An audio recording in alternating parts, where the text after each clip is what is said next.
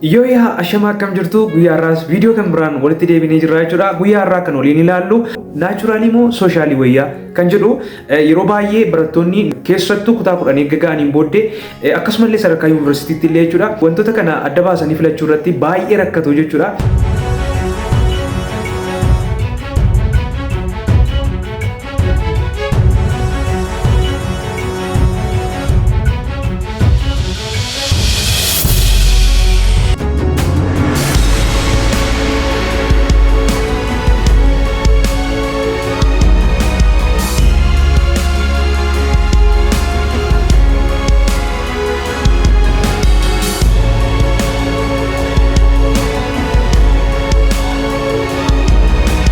Egaati natural science barachuu moo social science barachuu wayya kan jedhu waliin ilaallaa jechuudha.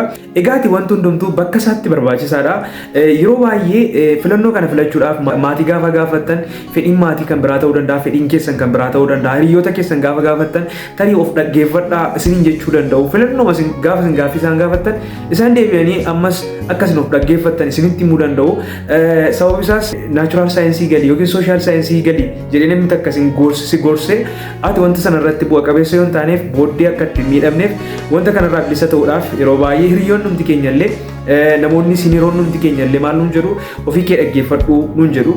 Kanaaf egaa waan gochuu qabdan inni olaanaaf inni guddaanii waan maatiin keessan jedhan caalaa waan miirri keessan isinitti haasa'u caalaa baakgiraawundii keessan ilaaluu qabdu jechuudha. Keessumaa kutaa 10 erga geessaniin booddee kutaa gadiitii kaasee elementariitii kaasee hanga iskuulitti maal irratti hin goboziidha, fedhiin koo immoo maali, maal ta'uun barbaada kan jedhu sirriitti itti yaaduu qabdu jechuudha. Amma maatisii fiiziksii kalkuleeshinii kana baay'ee kan jaallatta yoo ta'e naachuraalii seenuu qabdu waan gaaffii hin qabneef. Sababni isaas fedhiin keessan soshaalii keessa yoo jiraate illee dipaartimentii isin barbaadan wayii sooshaal saayinsii keessa yoo jiraate illee dipaartimentii barbaadan sana carraan argachuu keessanii dhiphaa ta'uu danda'a jechuudha. Kanaaf egaa maatis fiiziksii kalkuleeshinii kan jaallatta yoo ta'e naachuraal saayinsii galuu qabdu jechuudha. Maatis fiiziksii badaa kan waliin galle yoo ta'e xiqqoo kan chaalenjii wal gootan yoo taataniif filannoon keessan sooshaal saayinsii ta'uu qaba jechuudha. Sababni isaas fedhiin keessan naachuraal saayinsii keessa dipaartimentii isin barbaadan naachuraal saayinsii keessa waan jiruuf yookiis immoo maatiin keessa waan isin barbaadan naachuraal saayinsii keessa waan jiruuf naachuraal saayinsii galtanii miidhamuu hin qabdan jechuudha. Yoo fiiziksii maatisii kalkuleeshinii jaallanne ta'e sooshaal saayinsii barachuu qabdu.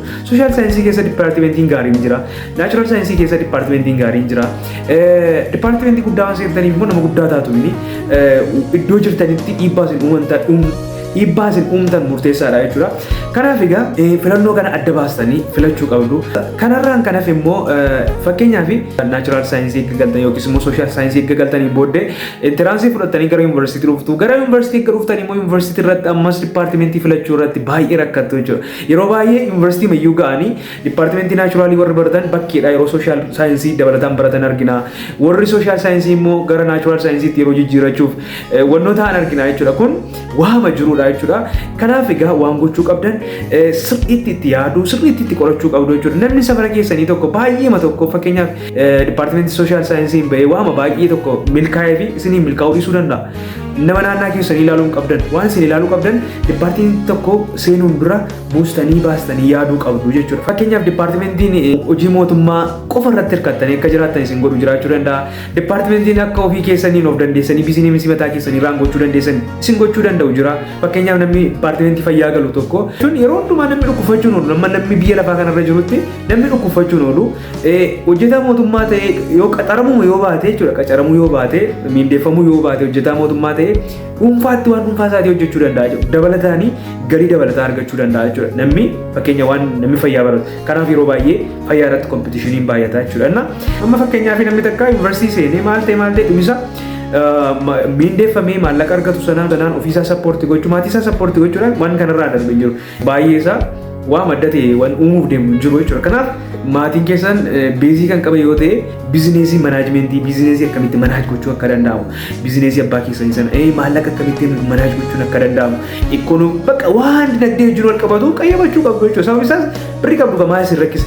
Indaayireektilii ikkoo sanas ta'u kanas dipaartimentii gaarii sana jedhamu waan nama nyaachisan yaadamuuf birriin jiraateen wanta sana manaaj gochuu yoo immoo paashinii wayii qabdu yoo ta'e immoo birriirra yoo kan darbe immoo fedhii fedhii qabdan wayii argisiisuu waan ta'uu barbaadan wayii ta'u yoo jiraate immoo waan sana irratti xiyyeeffatanii irratti hojjechuudha jechuudha. Kanaaf egaa filannoo jechuun waan salphaamni wanti murteessitanii jireenya keessan keessatti bara baraan waan isinitti hafuudha jechuudha.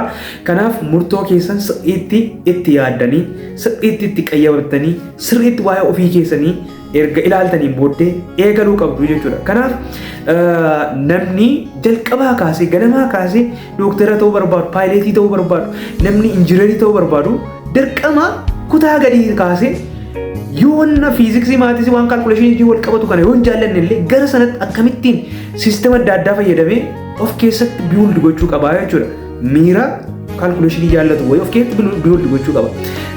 Namni politishiyaanii ta'uu namni barbaadu, namni abbaa seeraa ta'uu barbaadu, namni mana baankii namni kana keessa hojjechuu barbaadu immoo dirqama sooshaal saayinsii galuu qaba. Sooshaal saayinsii waan hawaasa wajjin wal qabatu kanarratti xiyyeeffachuu qaba jechuudha. Innaagaa dipaartimentii jechuun waa'ee raamini, filannoo jechuun waa'ee raamini, filannoo keessan beekuu qabdu, of dhaggeeffachuu qabdu. Kanaaf egaa guyyaarraa naachuraal saayinsii moo sooshaal saayinsii caala ka jedhu an gama koon naachuraal saayinsii caala sooshaal saayinsii caala jedhee isinii murteessuun natti ulfaata. Filannoon kan keessaniidha jechuudha. Garuu dipaartimentii kamiyyuu ta'u kam tokko filachuu keessaniin dura beezii maatii keessanii ilaalaa, dandeettii ofii keessanii ilaalaa, paashinii ofii qabdan, fedha akkamii maal waan ta'uu barbaadan wayii ofii keessan sirriitti dhaggeeffadhaa jechuudha. Waan ta'uu barbaadan achi dipaartimentii sanaan eebbifamee maalan ta'a. Yoon kana seeni dhubii koo maali? Nama fakkeenyaaf namni sooshaal saayinsii seene tokko sooshaal saayinsii seenee waanuma sooshaal ijjiin kan wal qabatu jechuudha. Dipaartimentii sooshaal saayinsii keessa jiran beekamaadha. Waan kaalkuleeshinii adda ta'e qabu. Kanaaf sirriitti adda baafattanii sirriitti of dhaggeeffattanii waan barbaadan tokko gara waan barbaadan tokko seenuu qabdu jechuudha. Naachuraal saayinsii maal akka of keessatti qabatu yoo hin beeknee fi naachuraal saayinsii keessatti dipaartimentoonni argaman dipaartimentii kan akka mediisinii, faarmaasii, dentaal mediisinii yeroon isiniin jedhugaa dhimma fayyaa jala kan jiran fayyaa wajjiniin kan wal qabatan dhimma teekinooloojii mana ijaaruu haa ta'u daandii kana hojjechuu haa ta'u dhimma teekinooloojii kana bilbila fayyadamu waan sooftiweerii haa ta'u sooftiweerii injineeringii haa ta'u wanta hedduutu jiru injineeringii kan wal qabatanii IT kompiitar saayinsii wajjiniin kan wal qabatanii akkasumallee dhimma qonnaa wajjiniin kan wal qabatu naachuraal saayinsii keessa jira. Akkasumallee naachuraal saayinsii keessa barsiisaa ta'uu yoo barbaadan kompitiishinaal saayinsii ni jira jechuudha. Dipaartimentiin sooshaal saayinsii yoo filattan immoo gaazexeessaa ta'uu dandeessu, abbaa seeraa ta'uu dandeessu, mana baankii keessa hojjechuu dandeessu. Wantoota hedduu jiru jechuudha. NGO adda addaa keessa carraatiin hojjetan hedduutu jira. Barsiisaa ta'uu dandeessu, barsiisaa histirii, barsiisaa ji'oogiraafii, barsiisaa iskuulii, barsiisaa elementarii midhaanii ta'uu dandeessu. Sooshaal saayinsii keessa maarkeeting manaajimentii kan jedhamu, biizines adiministireeshinii kan jedhamu, wantoota hedduutu jiru. Manaajimentii kan jedhamu, maarkeetingii, dipaartimentoota kan kana fakkaatantu jiru jechuudha. Sooshaal saayinsii keessa kanaaf egaa filannoon kan keessanii guyyaarraa hanga danda'ametti naachuraal saayinsii fi sooshaal saayinsiin maal akka ta'ee fi maal akka of keessatti qabatu haayilaayitii isaa ilaaluu yaallee jirra jechuudha. Waan gaaffii isinitti ta'e yoo jiraate koomentii keessatti na beeksisa. Waan akkas akkasii irratti nuuf hojjedhu yoo jettan koomentii keessatti na beeksisa. Haga danda'ame isiniif hojjechuu na yaala. Egaa amma ammaatti yoo sabskiraayib goone chaanalii kiyya kanaaf haaraa yoo taatanii sabskiraayib gochuun na jajjabeessa. Akkasumallee viidiyoo kanaaf laayik gochuun na jajjabeessa.